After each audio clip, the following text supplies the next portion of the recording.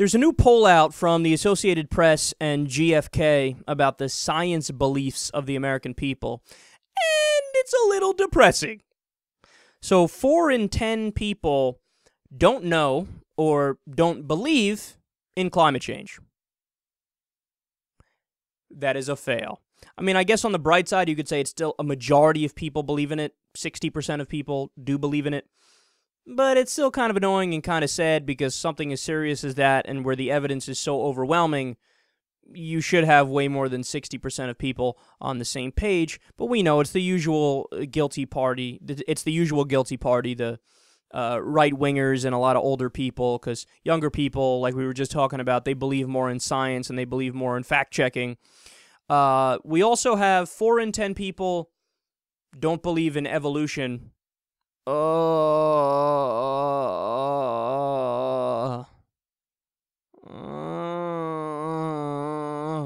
See, to me, when I read that, I think that's just pure ignorance. I blame everybody for that number. Because that is, like, that's a failure of the schools, that's a failure of the media, that's a failure of the parents, that's a failure of the individual. That's just ignorance. I always say that if you know somebody who doesn't believe in evolution, you can bet your ass they've never read about evolution.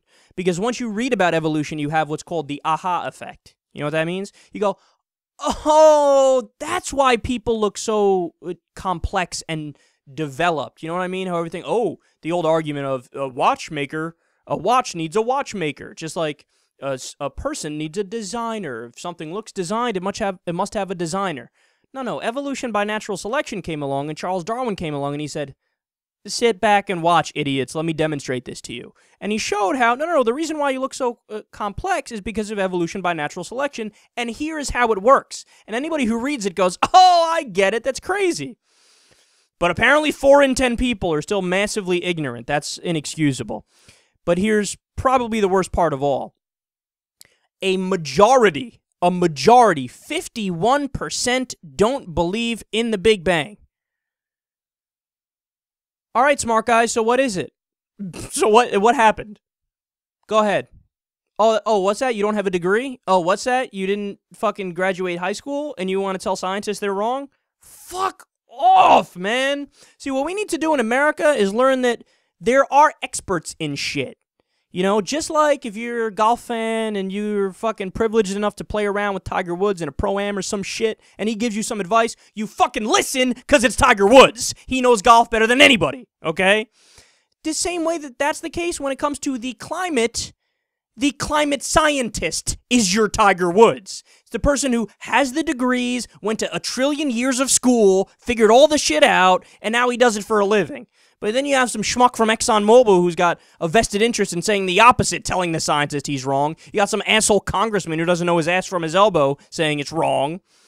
And you have stupid teachers who, they come from religious backgrounds and they purposely shun the actual educational stuff and they act like this stuff is wrong. Like, if you have an astrophysicist who tells you, well, this is what we know about the origins of the universe, you gotta listen, man. You can't override it. That's ridiculous.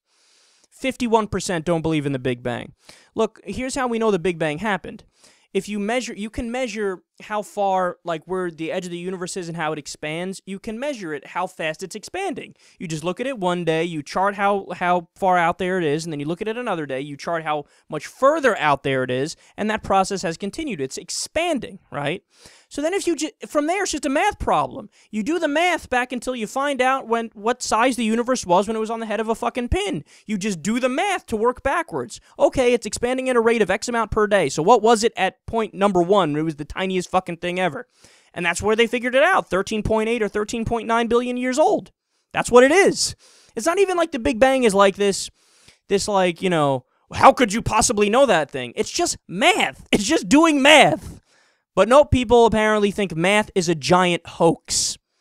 I mean, I guess the only good news is that 95% of people said they do believe that smoking causes cancer. Hey, one scientific belief people are finally on fucking board with. And it took a while to get there, too. Remember that.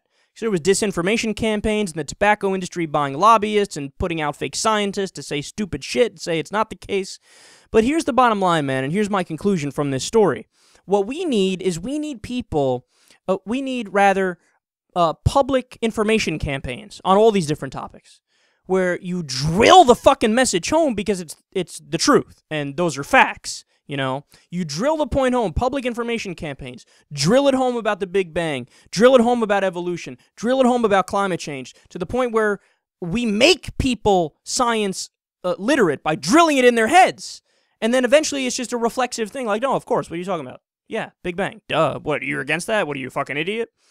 It's all about getting information campaigns and getting the word out there and making people believe their reality.